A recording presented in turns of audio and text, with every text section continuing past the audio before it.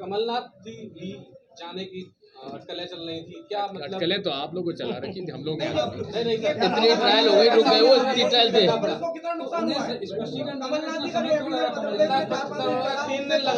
हाँ बताइए।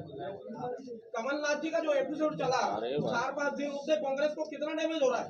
एपिसोड तो आप लोग ये चलता, हमारे थोड़ी चलता है। क्या कभी दिग्विजय जी के भी एपिसोड आएगा या मीडिया में जी भाजपा में जाने का? देखिए, एक बात सुन लीजिए, जो ये प्रश्न करता है वो दिग्विजय सिंह को नहीं पहचानता। नहीं, कमलनाथ जी भी दिल्ली से चले तो उनका एक बात सुन लीजिए, मैं अपनी बात कर रहा हूँ। इस शरीर में आखिरी सांस तक कांग्रेस में दिग्विजय सिंह रहेगा, और कांग्रेस का जब दिग्विजय सिंह वो व्यक्ति जो कह देता है पलटता नहीं है।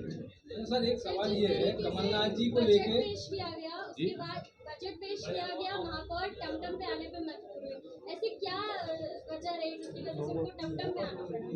भारतीय जनता पार्टी की सरकार कांग्रेस के चुने हुए महापौरों को, उनकी नगर निगम को, नगर पालिकाओं को राशि उपलब्ध नहीं करा रहे हैं। हमारे सरपंचों को भी राशि उपलब्ध नहीं करा रहे हैं, जो कि मूल रूप से नियम और कानून के विरुद्ध है। बीजेपी कह रही है कांग्रेस डर गई है, हमेशा ईवीएम पे ही निशाना था। मैं तो एक बात कहता हूँ, आपने वोट डाला, बटन दबाया, वोट कहाँ गया, गिनती हुई कि नहीं हुई, कम से कम मुझे भरोसा नहीं है। आज विश्व के जितने भी लोकतंत्र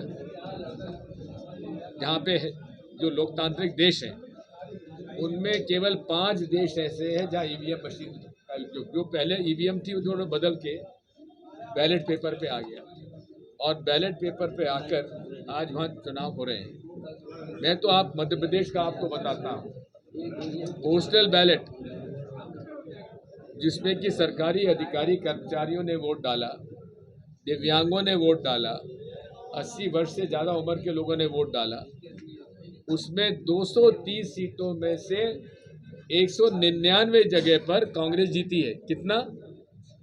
230 में से 199, यानी कि जिन्होंने खुद ने वोट डाला पोस्टल बैलेट में, वहाँ 70% लोग कांग्रेस का समर्थन कर रहे हैं, और ईवीएम में हम लोग चुनाव हार जाते हैं। अब इसका क्या करें?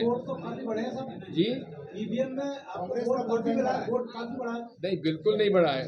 40% का 40% रहा है, बीजेपी का 8% बढ़ गया है।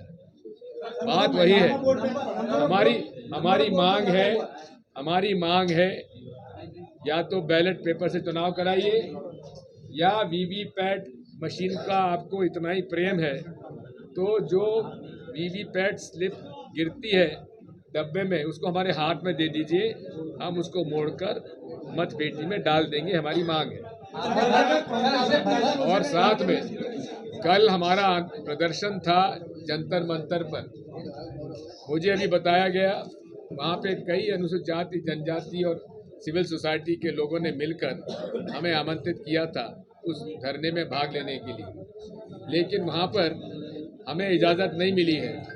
लेकिन मुझे ये मालूम पड़ा है कि भारतीय जनता पार्टी को पश्चिम बंगाल के उस घटना को लेकर दुर्गा वाहिनी को मंजूरी दे दी गई है, हम लोगों को मंजूरी नहीं दी गई है। इस बात से स्पष्ट होता है कि भाजपा का शासन ईवीएम मशीन के मामले में डरा हुआ है, डर गया है, और वे हमारी इस मांग को वो उसको जनता के बीच में लाने के लिए हमें रोकते हैं। राहुल गांधी कितना लाभ मिलेगा?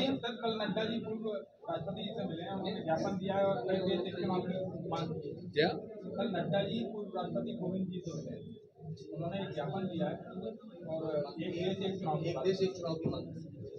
उनका हक है, किस तरह की परिस्थिति उनको बोलने का हक है, मांग करने का हक है, मुझे उसमें कोई आपत्ति नहीं है।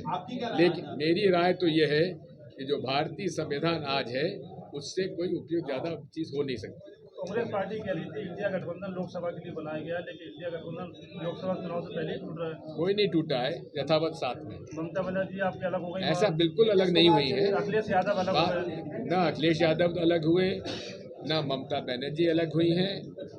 हमारी लड़ाई भाजपा से है, भाजपा की विचारधारा से है, और उस भाजपा की विचारधारा से लड़ाई लड़ने के लिए हम सब एक हैं।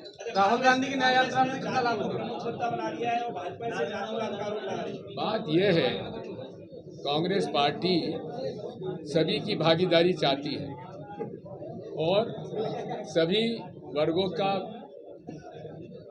प्रतिनिधित्व हर क्षेत्र में होना चाहिए, हमारी मांग है। इसमें किसी को आपत्ति नहीं होना चाहिए।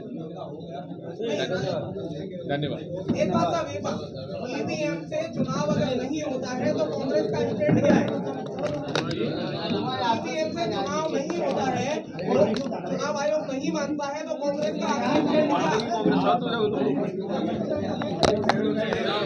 है?